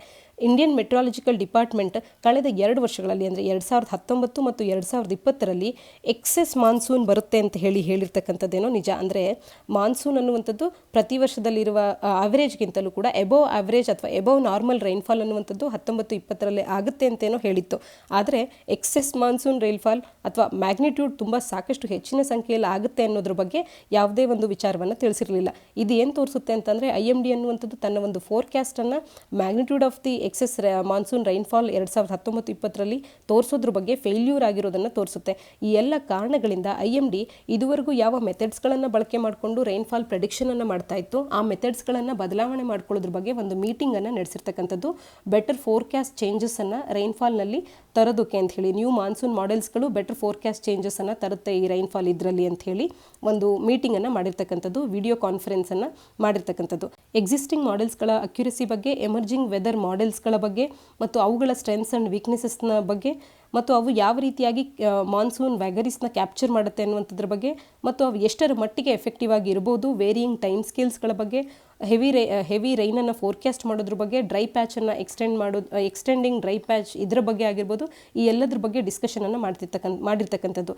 2020ರ ಮಾನ್ಸೂನನ್ನು ಒಂದು ರೀತಿಯ ಯುನಿಕ್ ಅಂತ ಕರಿಬೋದು. 2019ರ ಮಾನ್ಸೂನಲ್ಲೂ ಕೂಡ ಹೆಚ್ಚು ಮಳೆ ಆಗಿರ್ತಕ್ಕಂಥದ್ದು, 2020ರಲ್ಲೂ ಕೂಡ ಅತಿ ಹೆಚ್ಚು ಮಳೆ ಆಗಿರ್ತಕ್ಕಂಥದ್ದು. ಇದು ಇಡೀ ಸೆಂಚುರಿಯಲ್ಲಿ, ಇಡೀ ಶತಮಾನ 100 ವರ್ಷಗಳಲ್ಲೇ ಓನ್ಲಿ 3rd ಟೈಮ್ ರೋ ಅಲ್ಲಿ ಬ್ಯಾಕ್ ಟು ಬ್ಯಾಕ್ ಇಯರ್ಸಲ್ಲಿ ಅಬೌವ್ ನಾರ್ಮಲ್ ರೈನ್ಫಾಲನ್ನು ಕಂಡಿರ್ತಕ್ಕಂಥದ್ದು 19-20ರ ಸಂದರ್ಭದಲ್ಲಿ. ಮಾನ್ಸೂನ್ 2019 ಅನ್ನುವಂಥದ್ದು 25 ವರ್ಷಗಳಲ್ಲೇ ಅಧಿಕವಾದಂಥ ಮಳೆಯನ್ನು ಕಂಡಿದ್ದಂಥ ವರ್ಷ. ಆದರೆ ಇದನ್ನು ಫೋರ್ಕ್ಯಾಸ್ಟ್ ಮಾಡುವಲ್ಲಿ IMD ಫೇಲ್ಯೂರ್ ಆಗಿದ್ದಂಥದ್ದು. ಅಂದರೆ ಮ್ಯಾಗ್ನಿಟ್ಯೂಡ್ ಆಫ್ ಎಕ್ಸೆಸ್ ಎಷ್ಟು ಆಗುತ್ತೆ ಅನ್ನೋದನ್ನು ಫೋರ್ಕ್ಯಾಸ್ಟ್ ಮಾಡುವಲ್ಲಿ IMD ಫೇಲ್ಯೂರ್ ಆಗಿ ಕೇವಲ ಅಬೋವ್ ನಾರ್ಮಲ್ ಅಂತ ಮಾತ್ರವೇ ಹೇಳಲಾಗಿತ್ತು. ಹಾಗಾಗಿ ಈಗ ಯಾವೆಲ್ಲ ಮೆಥಡ್ಸ್ಗಳಲ್ಲಿ ಟೆಸ್ಟ್ ಮಾಡ್ತಿದ್ದಾರೆ ಆ ಮೆಥಡ್ಸ್ಗಳ ಎಫಿಕೆಸಿ ಬಗ್ಗೆ, ಅಕ್ಯುರಸಿ ಬಗ್ಗೆ ಒಂದು ಕ್ವೆಶನ್ ಮಾರ್ಕ್ ಬಂದಿರತಕ್ಕಂಥದ್ದು. ಹಾಗಾಗಿ ಆ ಮೆಥಡ್ಸ್ಗಳನ್ನು ರೈನ್ಫಾಲ್ ಪ್ರೆಡಿಕ್ಷನ್ ಮೆಥಡ್ಸ್ಗಳನ್ನು ಇಂಪ್ರೂವೈಸ್ ಮಾಡ್ಕೊಳ್ಳುವಂಥದ್ದು ಅಥವಾ ಅವುಗಳಲ್ಲಿ ಬದಲಾವಣೆಗಳನ್ನು ತರೋದ್ರ ಬಗ್ಗೆ ಡಿಸ್ಕಷನ್ ನಡೀತಾ ಇರ್ತಕ್ಕಂಥದ್ದು. ದೇರ್ ವರ್ 3 ಡಿಫ್ರೆಂಟ್ ಮಾಡೆಲ್ಸ್ಗಳು ಈ ವರ್ಷ ಟೆಸ್ಟ್ ಆಗಿರ್ತಕ್ಕಂಥದ್ದು. ಅವು ಯಾವುವು ಅಂತ ಅಂದರೆ 2 ಆಫ್ ದೆಮ್ ಡೈನಮಿಕಲ್ ಮಾಡೆಲ್ಸ್ ಆಗಿತ್ತು, ಒಂದು ಸ್ಟ್ಯಾಟಿಸ್ಟಿಕಲ್ ಮಾಡಲಾಗಿತ್ತು. ಹಿಂದೆ climate any particular day super ಕಂಪ್ಯೂಟರ್ಸ್ಗಳ ಮೇಲೆ ಸಿಮ್ಯುಲೇಟ್ ಮಾಡ್ಕೊಳ್ತಾ ಆ ಒಂದು ಕ್ಲೈಮೇಟನ್ನು ವೆದರ್ ಫೋರ್ಕಾಸ್ಟನ್ನು ಮಾಡಲಾಗ್ತಿತ್ತು. ಮೆಟ್ರಾಲಜಿಸ್ಟ್ಗಳು ಡೈಲಿ ಔಟ್ಪುಟ್ ಯಾವ ರೀತಿಯಾಗಿ ಚೇಂಜ್ ಆಗ್ತಿದೆ ಅದರ ಒಂದು ಅಬ್ಸರ್ವೇಷನ್ ಮೇಲೆ ಕೂಡ ಹಿಂದಿನ ಒಂದು ವೆದರ್ ಫೋರ್ಕಾಸ್ಟ್ ಅನ್ನುವಂಥದ್ದು ಆಗ್ತಾಯಿತ್ತು. ನಂತರದಲ್ಲಿ ಅದು ಬಿಟ್ಟು ಟ್ರೆಡಿಷನಲ್ ಸ್ಟ್ಯಾಟಿಸ್ಟಿಕಲ್ ಮಾಡೆಲನ್ನು ಕೂಡ ಬಳಕೆ ಮಾಡ್ಕೊಳ್ತಾ ಇದ್ರು. ಅದೇನು ಮಾಡ್ತಿತ್ತು ಅಂತಂದರೆ ಫಿಸಿಕಲ್ ಪ್ಯಾರಾಮೀಟರ್ಸ್ಗಳಾದಂಥ ಸಿ ಸರ್ಫೇಸ್ ಟೆಂಪ್ರೇಚರ್ಸ್ ಆಗಿರ್ಬೋದು, ಸ್ನೋಫಾಲ್ ಆಗಿರ್ಬೋದು, ಟೆಂಪ್ರೇಚರ್ ಆಫ್ ಲ್ಯಾಂಡ್ ಮಾಸ್ ಆಗಿರ್ಬೋದು, ಈ ಪ್ಯಾರಾಮೀಟರ್ಸ್ಗಳನ್ನು ಆ್ಯಕ್ಚುಲ್ ಅಬ್ಸರ್ವ್ಡ್ ರೈನ್ಫಾಲ್ ಪಾಸ್ಟ್ನಲ್ಲಿ ಈ ಪ್ಯಾರಾಮೀಟರ್ಸ್ಗಳು ಯಾವ ರೀತಿಯಾಗಿದ್ದಾಗ ಯಾವ ರೀತಿಯ ರೈನ್ಫಾಲ್ ಇತ್ತು ಅಂತ ಹೇಳಿ ಅವುಗಳನ್ನು ಈಗ ಈ ಪ್ಯಾರಾಮೀಟರ್ಸ್ಗಳು ಇದ್ದಾಗ ಯಾವ ರೀತಿ ಮಳೆ ಆಗ್ಬೋದು ಅನ್ನುವಂಥ ಒಂದು ರಿಲೇಷನ್ಶಿಪ್ಪನ್ನು ಈಕ್ವೇಟ್ ಮಾಡುವಂಥ ಕಾರ್ಯವನ್ನು ಟ್ರೆಡಿಷನಲ್ ಸ್ಟ್ಯಾಟಿಸ್ಟಿಕಲ್ ಮಾಡೆಲ್ ಅನ್ನುವಂಥದ್ದು ಮಾಡ್ತಾ ಇತ್ತು. ಒಟ್ಟಾರೆಯಾಗಿ 3 ಮಾಡೆಲ್ಸ್ಗಳು ಅಂಡರ್ ಕನ್ಸಿಡರೇಷನ್ ಇದ್ದಿದ್ದಂಥದ್ದು 12 ಗ್ಲೋಬಲ್ ಸರ್ಕ್ಯುಲೇಷನ್ ಮಾಡೆಲ್ಸ್ ಅಂತ ಕರೀತಿದ್ದಂಥ ಇವು ಡೈನಮಿಕಲ್ ಮಾಡೆಲ್ಸ್ಗಳಾಗಿದ್ದಂಥದ್ದು. ಇವುಗಳ ಔಟ್ಪುಟ್ಗಳು ಕಂಬೈನ್ ಆಗಿ ಒಂದು ಸಿಂಗಲ್ ಔಟ್ಪುಟ್ ಅನ್ನುವಂಥದ್ದು ಬರ್ತಾ ಇತ್ತು. ಈ ಮಾಡೆಲ್ ಅನ್ನುವಂಥದ್ದು ರೈನ್ಫಾಲನ್ನು based on the sea surface temperature, ಟ್ರಾಪಿಕ್ಸ್ಗಳಲ್ಲಿ ಯಾವ ರೀತಿ ಸಿ ಸರ್ಫೇಸ್ ಟೆಂಪ್ರೇಚರ್ ಇರುತ್ತೆ ಅನ್ನೋದ್ರ ಆಧಾರದ ಮೇಲೆ ರೈನ್ಫಾಲನ್ನು ಅದರ ಒಂದು ಪ್ರೆಡಿಕ್ಷನನ್ನು ನೀಡ್ತಾ ಇತ್ತು. ಇದನ್ನು ಯೂನಿವರ್ಸಿಟಿ ಆಫ್ ಮೇರಿಲ್ಯಾಂಡ್ US-ನಿಂದ ಡೆವಲಪ್ ಮಾಡಿದ್ದಂಥದ್ದು. ಅಲ್ಲಿನ ಒಬ್ಬ ಪ್ರೊಫೆಸರ್ ಸುಮಂತ್ ನಿಗಮ್ ಅನ್ನುವಂಥವ್ರು ಡೆವಲಪ್ ಮಾಡಿದರು. ಮತ್ತೊಂದು ಸ್ಟ್ಯಾಟಿಸ್ಟಿಕಲ್ ಮಾಡೆಲ್ ಆಗುತ್ತೆ. ಅಲ್ಲಿ ಕ್ಲೈಮೇಟ್ ವೇರಿಯೇಬಲ್ಸ್ ಪ್ರೀ ಮಾನ್ಸೂನ್ನಲ್ಲಿ ಸಂದರ್ಭದಲ್ಲಿ ಯಾವ ರೀತಿ ಇತ್ತು ಅನ್ನುವಂಥ ಒಂದು ಅಬ್ಸರ್ವೇಷನ್ನ ಮೇಲೆ ಮತ್ತೊಂದು ಮಾಡೆಲ್ ಅಂದರೆ ಈ ಸ್ಟ್ಯಾಟಿಸ್ಟಿಕಲ್ ಮಾಡೆಲ್ ಅನ್ನುವಂಥದ್ದು ವರ್ಕ್ ಆಗ್ತಾ ಇತ್ತು. ಇವೆಲ್ಲವನ್ನು ಕೂಡ ಕಂಬೈನ್ ಮಾಡಿಕೊಂಡು ಒಂದು ಆವ್ರೇಜ್ ವ್ಯಾಲ್ಯೂವನ್ನು ಅರೈವ್ ಮಾಡ್ತಾ ಇದ್ರು. ಆದರೆ ಈಗ ಈ ಟ್ರೆಡಿಷನಲ್ ಸ್ಟ್ಯಾಟಿಸ್ಟಿಕಲ್ ಮಾಡೆಲ್ ಅನ್ನುವಂಥದ್ದು ಈ ವರ್ಷವೂ ಕೂಡ ಕಂಟಿನ್ಯೂ ಆಗುತ್ತೆ. ಮುಂದಿನ ವರ್ಷಗಳಲ್ಲಿ ಮಾನ್ಸೂನ್ ಪ್ರೆಡಿಕ್ಷನ್ ಇನ್ನಷ್ಟು ಸ್ಪಷ್ಟವಾಗಿ ಮಾಡುವಂಥ ಉದ್ದೇಶದಿಂದ ಈ ಮೆಥಡ್ಸ್ಗಳಲ್ಲಿ ಬೇಕಿರುವಂಥ ಬದಲಾವಣೆಗಳನ್ನು ಮಾಡಿಕೊಳ್ಳಲಾಗುತ್ತೆ. ಅದ್ರ ಬಗ್ಗೆ ಹೊಸದಾಗಿ ಚರ್ಚೆ ನಡೀತಾ ಇರತಕ್ಕಂಥದ್ದು. ಆರ್ಟಿಕಲ್ನ ಹಿನ್ನೆಲೆಯಲ್ಲಿ IMD ಬಗ್ಗೆ ಒಂದಷ್ಟು ಮಾಹಿತಿಯನ್ನು ತಿಳ್ಕೊಳ್ಳೋಣ. ಇಂಡಿಯನ್ ಮೆಟ್ರಾಲಜಿಕಲ್ ಡಿಪಾರ್ಟ್ಮೆಂಟ್ ಅನ್ನುವಂಥದ್ದು ಭಾರತದಲ್ಲಿ ಅಥೆಂಟಿಕ್ ಆಗಿ ಒಂದು ವೆದರ್ ಫೋರ್ಕಾಸ್ಟನ್ನು ನೀಡುವಂಥದ್ದು, ರೈನ್ಫಾಲ್ ಫೋರ್ಕಾಸ್ಟನ್ನು ನೀಡುವಂಥದ್ದು ಇಂಥ ಒಂದು ಸಂಸ್ಥೆ ಆಗಿದೆ. ಈ IMD 1875ರಲ್ಲಿ ಸ್ಥಾಪನೆಯಾದಂಥ ಒಂದು ಸಂಸ್ಥೆ. ಇದು ministry of earth sciences, government of ಇಂಡಿಯಾದ ಅಡಿಯಲ್ಲಿ ಒಂದು ಏಜೆನ್ಸಿಯಾಗಿ ಕಾರ್ಯ ಮಾಡುತ್ತೆ. ಇದೊಂದು ಪ್ರಿನ್ಸಿಪಲ್ ಏಜೆನ್ಸಿ ಆಗುತ್ತೆ. ಇಲ್ಲಿ ಮೆಟ್ರಾಲಜಿಕಲ್ ಅಬ್ಸರ್ವೇಷನ್ಸ್, ವೆದರ್ ಫೋರ್ಕಾಸ್ಟಿಂಗ್, ಸಿಸ್ಮಾಲಜಿ ಈ ವಿಚಾರವಾಗಿ ಇದೊಂದು ರೆಸ್ಪಾನ್ಸಿಬಲ್ ಏಜೆನ್ಸಿಯಾಗಿ ಕಾರ್ಯ ಮಾಡುವಂಥದ್ದು. IMDಯ ಮುಖ್ಯಸ್ಥರು ಯಾರು ಅನ್ನುವಂಥದ್ದು ಕೂಡ ಯಾವುದಾದ್ರೂ ಪರೀಕ್ಷೆಯಲ್ಲಿ ಪ್ರಶ್ನೆಯನ್ನು ಕೇಳಬಹುದು. ಸದ್ಯಕ್ಕೆ ಇದರ ಒಂದು ಡೈರೆಕ್ಟರ್ ಜನರಲ್ ಆಗಿರುವಂಥವರು M. ಮೊಹಾಪಾತ್ರ ಅವರು. ಇಂಡಿಯನ್ ಮೆಟ್ರಾಲಜಿಕಲ್ ಡಿಪಾರ್ಟ್ಮೆಂಟಿನ ಕೇಂದ್ರ ಕಚೇರಿ ಎಲ್ಲಿದೆ ಅನ್ನುವಂಥದ್ದನ್ನು ನೀವು ಕಮೆಂಟ್ ಸೆಕ್ಷನಲ್ಲಿ ಕಮೆಂಟ್ ಮಾಡಿ ತಿಳಿಸಿ. ಮುಂದಿನ article, sugar output rises 31% to 142.7 lakh tons ಅಂತ ಹೇಳಿ ISMA, the Indian sugar mills association ಅವರು ಹೇಳ್ತಾ ಇರ್ತಕ್ಕಂಥದ್ದನ್ನು ತೋರಿಸ್ತಾ ಇದೆ. 2020-21 ಮೊದಲ 3.5 ತಿಂಗಳುಗಳ ಮಾರ್ಕೆಟಿಂಗ್ ಇಯರ್ ಅಂತ ಹೇಳಿ ಏನು ಶುಗರ್ ಇಂಡಸ್ಟ್ರಿಯಲ್ಲಿ ಕನ್ಸಿಡರ್ ಮಾಡ್ತಾರೆ. ಅಕ್ಟೋಬರ್ನಿಂದ ಪ್ರಾರಂಭವಾಗುವಂಥದ್ದು. ಅಕ್ಟೋಬರ್ನಿಂದ ಪ್ರಾರಂಭ ಆದಂಥ 2020-21 ಮೊದಲ 3.5 ತಿಂಗಳುಗಳಲ್ಲಿ 31% ಕಳೆದ ವರ್ಷಕ್ಕೆ ಕಂಪೇರ್ ಮಾಡಿದಾಗ ಶುಗರ್ ಔಟ್ಪುಟ್ ಅನ್ನುವಂಥದ್ದು ಭಾರತದಲ್ಲಿ ಹೆಚ್ಚಾಗಿರ್ತಕ್ಕಂಥದ್ದು. ಈ ಮೂಲಕ 142.7 ಲ್ಯಾಕ್ ಟನ್ಸ್ನಷ್ಟು ಶುಗರ್ ಅನ್ನುವಂಥದ್ದು ಭಾರತದಲ್ಲಿ ಔಟ್ಪುಟ್ ಅಥವಾ ಪ್ರೊಡ್ಯೂಸ್ ಅನ್ನುವಂಥದ್ದು ಆಗಿದೆ. ಭಾರತವು second largest sugar producing country ಆಗಿರ್ತಕ್ಕಂಥದ್ದನ್ನು ನಾವೆಲ್ಲರೂ ನೆನ್ಪಿಟ್ಕೊಳ್ಬೋದು. Brazil first largest sugar producing country in the world ಅಂತ ಕರೆಸ್ಕೊಂಡ್ರೆ ಭಾರತವು second largest sugar producing country ಅಂತ ಹೇಳಿ ಗುರುತಿಸ್ಕೊಂಡಿದೆ ಗ್ಲೋಬಲಿ. ಅದರಲ್ಲಿ ಪರ್ ಕ್ಯಾಪಿಟಲ್ ಕನ್ಸಂಪ್ಷನಲ್ಲಿ ಹೈಯೆಸ್ಟ್ ಇರ್ತಕ್ಕಂಥದ್ದು US-ನವರು ಪರ್ ಕ್ಯಾಪಿಟಲ್ ಕನ್ಸಂಪ್ಷನಲ್ಲಿ ಜಾಸ್ತಿ ಆಗಿದ್ದರೆ ಒಟ್ಟಾರೆ ಕನ್ಸಂಪ್ಷನಲ್ಲಿ ಭಾರತವು ಕೂಡ ಮುಂಚೂಣಿಯಲ್ಲೇ ಇರ್ತಕ್ಕಂಥದ್ದು. ಕನ್ಸಂಪ್ಷನನ್ನು ಹೆಚ್ಚಾಗಿ ಮಾಡ್ತೇವೆ. ಸೆಕೆಂಡ್ ಲಾರ್ಜೆಸ್ಟ್ ಶುಗರ್ ಪ್ರೊಡ್ಯೂಸಿಂಗ್ ಕಂಟ್ರಿಯಾಗಿ ಕೂಡ ಭಾರತ ಇರ್ತಕ್ಕಂಥದ್ದು. ಇಲ್ಲಿ ಇಂಡಿಯನ್ ಶುಗರ್ ಮಿಲ್ಸ್ ಅಸೋಸಿಯೇಷನ್ ಅವರು ತಿಳಿಸ್ತಾ ಇರ್ತಕ್ಕಂಥದ್ದು ಈ ವರ್ಷ 2020-21 ಕಂಪ್ಲೀಟ್ ಮಾರ್ಕೆಟಿಂಗ್ ಇಯರ್ನಲ್ಲಿ 310 ಲಕ್ಷ ಟನ್ನಷ್ಟು ಶುಗರ್ ಅನ್ನುವಂಥದ್ದು ಔಟ್ಪುಟ್ ಆಗುವಂಥ ಒಂದು ಸಂಭವ ಇದೆ. ಕಳೆದ ವರ್ಷಕ್ಕೆ ಕಂಪೇರ್ ಮಾಡಿದಾಗ 13%ನಷ್ಟು ಇನ್ಕ್ರೀಸನ್ನು ಈ ಬಾರಿ ಎಕ್ಸ್ಪೆಕ್ಟ್ ಮಾಡ್ತಾ ಇರ್ತಕ್ಕಂಥದ್ದು. ಒಟ್ಟಾರೆ ಈಗ ಅಕ್ಟೋಬರ್ ತಿಂಗಳಿಂದ ಏನು ಪ್ರಾರಂಭವಾಗಿದೆ ಮಾರ್ಕೆಟಿಂಗ್ ಇಯರ್ ಶುಗರ್ನ ವಿಚಾರದಲ್ಲಿ, ಆ ಅಕ್ಟೋಬರ್ನಿಂದ ಇಲ್ಲಿವರೆಗೂ 3.5 ತಿಂಗಳಲ್ಲಿ 31%ನಷ್ಟು ಶುಗರ್ ಔಟ್ಪುಟ್ಟಿನ ಹೈಕ್ ಆಗಿರ್ತಕ್ಕಂಥದ್ದನ್ನು ಕಾಣ್ತಾ ಇರ್ತಕ್ಕಂಥದ್ದನ್ನು ಈ ಆರ್ಟಿಕಲ್ ತಿಳಿಸ್ತಾ ಇದೆ. ಶುಗರ್ ಪ್ರೊಡಕ್ಷನ್ ಅನ್ನುವಂಥದ್ದು UPಯಲ್ಲಿ ಅತಿ ಹೆಚ್ಚು ಆಗುವಂಥದ್ದು. Countries leading sugar cane state ಅಂತಲೇ ಕರೆಸ್ಕೊಳ್ಳುತ್ತೆ. ಅಲ್ಲಿ ಮಾತ್ರ ಒಂದಷ್ಟು ಮಟ್ಟಿಗೆ ಕಡಿಮೆ ಆಗಿರ್ತಕ್ಕಂಥದ್ದನ್ನು ಜನವರಿ 15 ಸಂದರ್ಭದಲ್ಲಿ ನಾವು ನೋಡ್ಬೋದಾಗುತ್ತೆ. ಕಳೆದ ವರ್ಷಕ್ಕೆ ನಾವು ಕಂಪೇರ್ ಮಾಡಿದಾಗ ಜನವರಿ 15 ಒಂದಷ್ಟು ಮಟ್ಟಿಗೆ UPಯಲ್ಲಿ ಶುಗರ್ ಪ್ರೊಡಕ್ಷನ್ ಅನ್ನುವಂಥದ್ದು ಕಡಿಮೆ ಆಗಿದೆ. ಆದರೆ ಮಿಕ್ಕುಳಿದಂಥ ಪ್ರದೇಶಗಳಲ್ಲಿ ಶುಗರ್ ಪ್ರೊಡಕ್ಷನ್ ಹೆಚ್ಚಾಗಿರೋದ್ರಿಂದ ಒಟ್ಟಾರೆಯಾಗಿ ಶುಗರ್ ಔಟ್ಪುಟ್ ಅನ್ನುವಂಥದ್ದು ಹೆಚ್ಚಾಗಿರ್ತಕ್ಕಂಥದ್ದು. ಶುಗರ್ ಕೇನನ್ನು ನಾವು ಹೆಚ್ಚು ಇಂಪೋರ್ಟ್ ಮಾಡೋದ್ರಿಂದಾಗಿ ಶುಗರ್ ಕೇನ್ ಸಪ್ಲೈ ಅನ್ನುವಂಥದ್ದು ನಮ್ಮ ಭಾರತಕ್ಕೆ ಗ್ರೋತನ್ನು ಏಡ್ ಮಾಡುತ್ತೆ. ಹೈಯರ್ ಶುಗರ್ ಕೇನ್ ಸಪ್ಲೈ ಅನ್ನುವಂಥದ್ದು ಭಾರತಕ್ಕೆ ಗ್ರೋತನ್ನು ಏಡ್ ಮಾಡುತ್ತೆ ಅನ್ನುವಂಥದ್ದನ್ನು ಕಾಣ್ಬೋದಾಗುತ್ತೆ. ಇಂದಿನ ಒಂದು ಎಡಿಟೋರಿಯಲನ್ನು ಡಿಸ್ಕಸ್ ಮಾಡೋಣ. ವಾಟ್ ಎವರ್ ಇಟ್ ಟೇಕ್ಸ್ ಅನ್ನುವಂಥದ್ದಾಗುತ್ತೆ. ಇಲ್ಲಿ ಕೋವಿಶೀಲ್ಡ್ ಅಥವಾ ಕೋವ್ಯಾಕ್ಸಿನ್ ಇವುಗಳ ವ್ಯಾಕ್ಸಿನೇಷನ್ನ ಬಗ್ಗೆ ಮಾತನಾಡ್ತಾ ಇರ್ತಕ್ಕಂಥದ್ದು. ಒಟ್ಟಾರೆ ಭಾರತದಲ್ಲಿ ವ್ಯಾಕ್ಸಿನೇಷನ್ಗೆ ಹೆಸಿಟೆನ್ಸಿಯನ್ನು ತೋರಿಸ್ತಾ ಇದ್ದಾರೆ ಭಾರತೀಯರು. ಹೆಚ್ಚಿನದಾಗಿ ಈ ಒಂದು ಕೋವಿಡನ್ನು ಕಂಬ್ಯಾಟ್ ಮಾಡೋದಕ್ಕೆ ಅಂತ ಹೇಳಿ ನೀಡುವಂಥ ವ್ಯಾಕ್ಸಿನನ್ನು ಪಡ್ಕೊಳ್ಳೋದಕ್ಕೆ ಯಾರು ಕೂಡ ಮುಂದೆ ಬರ್ತಾ ಇಲ್ಲದೆ ಇರತಕ್ಕಂಥದ್ದು. ಈ ವ್ಯಾಕ್ಸಿನ್ ಹೆಸಿಟೆನ್ಸಿಯ ಬಗ್ಗೆ ಗೌರ್ಮೆಂಟ್ ಅನ್ನುವಂಥದ್ದು ತನ್ನೆಲ್ಲ ಪವರ್ಸ್ಗಳನ್ನು ಬಳಕೆ ಮಾಡಿಕೊಂಡು ವ್ಯಾಕ್ಸಿನ್ ಹೆಸಿಟೆನ್ಸಿಯನ್ನು ಕಂಬ್ಯಾಟ್ ಮಾಡುವಂಥ ಕಾರ್ಯವನ್ನು ಮಾಡಬೇಕು ಅನ್ನುವಂಥದ್ದನ್ನು ಈ ಎಡಿಟೋರಿಯಲ್ ತಿಳಿಸ್ತಾ ಇದೆ. ಒಂದು ಯಾವುದೇ ಸೈಂಟಿಫಿಕ್ ಪ್ರೋಸೆಸ್ನಲ್ಲಿ ಟ್ರಸ್ಟನ್ನು ಬಿಲ್ಡ್ ಮಾಡಬೇಕು ಅಂತ ಅಂದರೆ ಕಾನ್ಫಿಡೆನ್ಸ್ ಬಿಲ್ಡಿಂಗ್ ಮೆಷರ್ಸ್ಗಳನ್ನು ನಾವು ತಗೊಳ್ಬೇಕಾಗುತ್ತೆ. Full disclosure of the relevant ಡೇಟಾವನ್ನು ಎಲ್ಲರಿಗೂ ಜನಗಳಿಗೆ ನೀಡಬೇಕಾಗತ್ತೆ. ಆಗ ಮಾತ್ರವೇ ಯಾವುದೇ ಒಂದು ಮಾಸ್ ಕ್ಯಾಂಪೇನ್ನಲ್ಲಿ, ಅದರಲ್ಲೂ ಕೂಡ ವಾಲಂಟರಿ ಎಫರ್ಟ್ನ ಮುಖಾಂತರವಾಗಿ ಸಕ್ಸಸ್ಫುಲ್ ಆಗಬೇಕಾಗಿರುವಂಥ ಪಬ್ಲಿಕ್ಸ್ಗಳನ್ನು ಇನ್ವಾಲ್ವ್ ಆಗುವಂಥ ಒಂದು ಮಾಸ್ ಕ್ಯಾಂಪೇನ್ನಲ್ಲಿ ಟ್ರಾನ್ಸ್ಪರೆನ್ಸಿ ಮತ್ತು ಓಪನ್ ಕಮ್ಯುನಿಕೇಷನ್ ಚಾನಲ್ಸ್ಗಳನ್ನುವಂಥದ್ದು ಬಹುಮುಖ್ಯವಾದಂಥ ಟೂಲ್ಸ್ಗಳಾಗಿ ಕಾರ್ಯ ಮಾಡೋದ್ರಿಂದ ಆಗ ಮಾತ್ರವೇ ಈ ರೀತಿಯಾದಂಥ ಒಂದು ಲಾರ್ಜೆಸ್ಟ್ ವ್ಯಾಕ್ಸಿನ್ ಡ್ರೈವ್ ಅನ್ನುವಂಥದ್ದು ಸಕ್ಸಸ್ಫುಲ್ ಆಗೋದಕ್ಕೆ ಸಾಧ್ಯ ಆಗುತ್ತೆ. ಕೆಲವೊಂದು ರಾಜ್ಯಗಳಲ್ಲಂತೂ ಪುವರ್ ರೇಟ್ ಆಫ್ ವ್ಯಾಕ್ಸಿನೇಷನನ್ನು ನಾವು ಕಾಣ್ಬೋದಾಗುತ್ತೆ. ಮೊದಲನೇ ದಿನ ಅಂತ ಹೇಳಿ ವ್ಯಾಕ್ಸಿನೇಷನ್ ಪ್ರಾರಂಭವಾದಂಥ ದಿನವೇ ತಮಿಳುನಾಡಿನಂಥ ರಾಜ್ಯದಲ್ಲಿ, ಮುಖ್ಯವಾಗಿ ಆ ರಾಜ್ಯದಲ್ಲಿ ಲಾರ್ಜ್ಲಿ ಹೆಲ್ತ್ ಲಿಟ್ರೇಟನ್ನು ನಾವು ಕಾಣ್ಬೋದಾಗುತ್ತೆ. ರಿಲೇಟಿವ್ಲಿ ವೆಲ್ ಎಕ್ವಿಪ್ಡ್ ಹೆಲ್ತ್ ಇನ್ಫ್ರಾಸ್ಟ್ರಕ್ಚರನ್ನು ಕೂಡ ಕಾಣ್ಬೋದಾಗುತ್ತೆ. ಅಂಥ ಒಂದು ರಾಜ್ಯದಲ್ಲೇ ಮೊದಲನೇ ದಿನದಲ್ಲೇ 14% ಮಾತ್ರವೇ ತನ್ನ ಟಾರ್ಗೆಟೆಡ್ ಕವರೇಜನ್ನು ಮಾಡೋದಕ್ಕೆ ಸಾಧ್ಯ ಆಯಿತು. ಇನ್ನು ಸೆಕೆಂಡ್ ಡೇ ಆಫ್ ವ್ಯಾಕ್ಸಿನೇಷನನ್ನು ನೋಡಿಕೊಂಡಾಗ ಇನ್ನಷ್ಟು ವ್ಯಾಕ್ಸಿನ್ ಕಂಪ್ಲೇಂಟ್ಸ್ ಅನ್ನುವಂಥದ್ದು ಫರ್ದರ್ ಡ್ರಾಪ್ ಆಗಿರ್ತಕ್ಕಂಥದ್ದು. ಕೆಲವೊಂದು ರಾಜ್ಯಗಳಲ್ಲಿ ವ್ಯಾಕ್ಸಿನೇಷನನ್ನು ಸಸ್ಪೆಂಡೇ ಮಾಡಲಾಗಿರ್ತಕ್ಕಂಥದ್ದು. ಇದೆಲ್ಲ ಅದರಲ್ಲೂ ಕೂಡ ಮತ್ತೊಂದು ಅಂಶ ಅಂತಂದರೆ ಕೋವಿಶೀಲ್ಡ್ ವ್ಯಾಕ್ಸಿನಿಗೆ ಹೆಚ್ಚಿನ ಒಂದು ಫೇವರನ್ನು ತೋರಿಸ್ತಾ ಇದ್ದಾರೆ. ಕೋವ್ಯಾಕ್ಸಿನನ್ನು ಮಲ್ಟಿಪಲ್ ಸ್ಟೇಟ್ಸ್ಗಳಲ್ಲಿ ಅಕ್ಸೆಪ್ಟ್ ಮಾಡೋದಕ್ಕೆ ಮುಂದೆ ಬರ್ತಾ ಇಲ್ಲ. ಇವೆಲ್ಲವನ್ನು ನೋಡಿದಾಗ ಜನಗಳಲ್ಲಿರ್ತಕ್ಕಂಥ ಈ ವ್ಯಾಕ್ಸಿನ್ ಹೆಸಿಟೆನ್ಸಿಯನ್ನು ಕಂಬ್ಯಾಟ್ ಮಾಡುವಂಥ ಅವಶ್ಯಕತೆ, ಅನಿವಾರ್ಯತೆ ಇವತ್ತು ಭಾರತಕ್ಕೆ ಇರ್ತಕ್ಕಂಥದ್ದು. ಇಲ್ಲ ಅಂದರೆ ಈ ಕೋವಿಡನ್ನು ಫೈಟ್ ಮಾಡುವಂಥದ್ದು ಸಾಕಷ್ಟು ಕಷ್ಟದ ಒಂದು ಸಂಗತಿಯಾಗುತ್ತೆ. None of this is a surprise. ಯಾಕೆ ಅಂತಂದರೆ ಈ ಎಲ್ಲ ಸೈನ್ಸ್ಗಳು ಎಲ್ಲವೂ ಕೂಡ ಲಾಂಗ್ ಟೈಮ್ನಿಂದಲೂ ಕೂಡ ಕಾಣ್ತಾ ಬರ್ತಾ ಇದ್ದಂಥವೇ ಆಗಿತ್ತು. ಸ್ಟಡೀಸ್ಗಳು ಹೈ ಲೆವೆಲ್ಸ್ ಆಫ್ ವ್ಯಾಕ್ಸಿನ್ ಹೆಸಿಟೆನ್ಸಿಯನ್ನು ಮುಂಚೆಯೇ ಪ್ರೆಡಿಕ್ಟ್ ಮಾಡಿದ್ವು. ಜನರಲ್ ಪಾಪ್ಯುಲೇಷನ್ಸ್ಗಳ ನಡುವೆ ಈ ರೀತಿ ಇರುವಂಥದ್ದು ಸಾಮಾನ್ಯ. ಅದರಲ್ಲೂ ಕೂಡ ಹೆಲ್ತ್ ಕೇರ್ ವರ್ಕರ್ಸ್ಗಳು ಫಸ್ಟ್ ಇನ್ ದ ಲೈನ್ನಲ್ಲಿ ಲಿಸ್ಟ್ ಆಫ್ ಪೀಪಲ್ನಲ್ಲಿ ಈ ಒಂದು ವ್ಯಾಕ್ಸಿನೇಷನ್ ಪಡ್ಕೊಳ್ಳುವಂಥವರಾಗಿದ್ದಕ್ಕೆ ಕಾರಣ ಕೂಡ ಇದೇ ಆಗುತ್ತೆ. ಏಕೆಂದರೆ ಹೆಲ್ತ್ ಕೇರ್ ವರ್ಕರ್ಸ್ಗಳಾಗಿರೋದ್ರಿಂದ ಸರ್ಕಾರದ ಮಾತನ್ನು ಕೇಳ್ತಾರೆ ಅನ್ನುವಂಥ ಉದ್ದೇಶದಿಂದ ಅವರಿಗೆ ಮೊದಲಿಗೆ ನೀಡಿದಂಥದ್ದು. ಆ ಕಾರಣದಿಂದಲಾದರೂ ಕೂಡ ಈ ವ್ಯಾಕ್ಸಿನ್ ಹೆಸಿಟೆನ್ಸಿಯನ್ನು ಹೊರತು ಮಾಡಿ ಜನ ಬರ್ತಾರೇನೋ ಅನ್ನುವಂಥ ಉದ್ದೇಶದಿಂದ ಈ ವ್ಯಾಕ್ಸಿನ್ ಹೆಸಿಟೆನ್ಸಿ ಇದೆ ಅನ್ನುವಂಥದ್ದನ್ನು ಅರ್ಥೇ ಇಂಥ ಒಂದು ನಡೆಗಳನ್ನು ಸರ್ಕಾರದವರು ತಂದಿದ್ದಂಥದ್ದು. ಆದರೂ ಕೂಡ ಈ ವ್ಯಾಕ್ಸಿನ್ ಹೆಸಿಟೆನ್ಸಿ ಅನ್ನುವಂಥದ್ದು ಕಂಟಿನ್ಯೂ ಆಗ್ತಾ ಇದೆ ಅಂತ ಅಂದರೆ ಇದನ್ನು ಸರಿಯಾಗಿ ಅಡ್ರೆಸ್ ಮಾಡುವಂಥ ಕಾರ್ಯವನ್ನು ಸರ್ಕಾರದವರು ಮಾಡಿಲ್ಲ ಅಂತಲೇ, ಅಥವಾ ಈ ಒಂದು ಟಾಸ್ಕನ್ನು, ಈ ಒಂದು ಇಶ್ಯೂವನ್ನು ಸೀರಿಯಸ್ ಆಗಿ ತಗೊಂಡಿಲ್ಲ ಅನ್ನುವಂಥದ್ದೇ ಅರ್ಥ ಆಗುತ್ತೆ. ವಿತ್ ದ ಸೀಕ್ವೆನ್ಸ್ ಆಫ್ ಈವೆಂಟ್ಸ್ಗಳು ಈ ಒಂದು ವ್ಯಾಕ್ಸಿನ್ ಎಮರ್ಜೆನ್ಸಿ ಯೂಸ್ ಆಥರೈಸೇಷನ್ಗೆ ಅಂತ ಹೇಳಿ, ಅದು ಕೂಡ ಕೋವ್ಯಾಕ್ಸಿನ್ನ ವಿಚಾರಕ್ಕೆ ಬಂದಾಗ ಎಮರ್ಜೆನ್ಸಿ ಯೂಸ್ ಆಥರೈಸೇಷನ್ ಅಂದರೆ ಕ್ಲಿನಿಕಲ್ ಟ್ರಯಲ್ ಮೋಡ್ನಲ್ಲೇ ಎಮರ್ಜೆನ್ಸಿ ಯೂಸ್ ಆಥರೈಸೇಷನ್ಗೆ ಒಂದು ಕ್ಲಿಯರೆನ್ಸನ್ನು ನೀಡುವಂಥ ಸಂದರ್ಭದಲ್ಲಿ ಸಾಕಷ್ಟು ಈವೆಂಟ್ಸ್ಗಳಾಗಿದ್ದನ್ನು ನಾವು ನೋಡ್ಬೋದಾಗುತ್ತೆ. ಪ್ರೆಸ್ ಕಾನ್ಫರೆನ್ಸ್ನಲ್ಲಿ ಬಂದಂಥ ಮಲ್ಟಿಪಲ್ ಕ್ವೆರೀಸ್ಗಳನ್ನು ಪಬ್ಲಿಕ್ ಡೊಮೈನ್ನಲ್ಲಿ ಆನ್ಸರ್ ಮಾಡದೇ ಇರುವಂಥದ್ದು, ಈ ಎಲ್ಲ ಕಾರ್ಯಗಳಿಂದ ವ್ಯಾಕ್ಸಿನ್ ಹೆಸಿಟೆನ್ಸಿ ಅನ್ನುವಂಥದ್ದು ಇನ್ನಷ್ಟು ಡೀಪ್ ಆಗಿ ನೆಲೆಯಿರೋದಕ್ಕೆ ಕಾರಣ ಆಗಿದ್ದಂಥದ್ದು.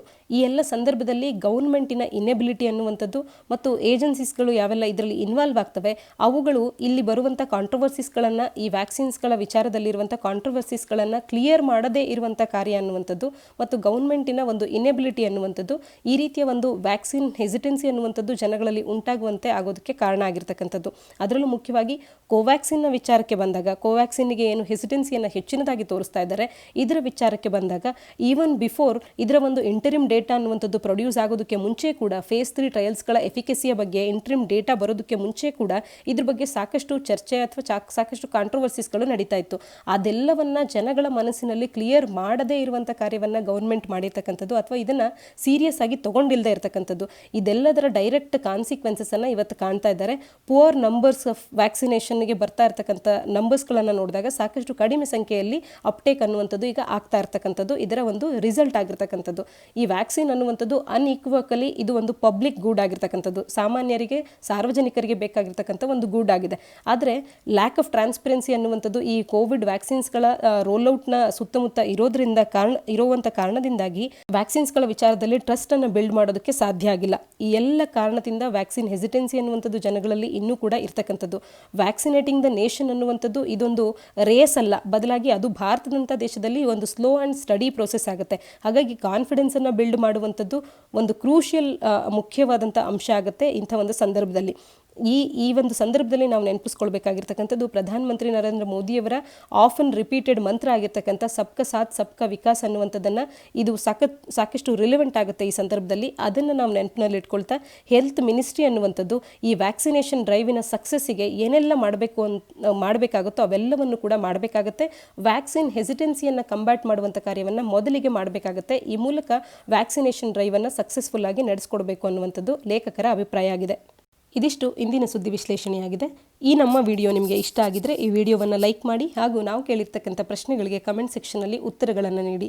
ನಾಳಿನ ಸುದ್ದಿಯೊಂದಿಗೆ ಮತ್ತೆ ಸಿಗೋಣ. ಧನ್ಯವಾದ.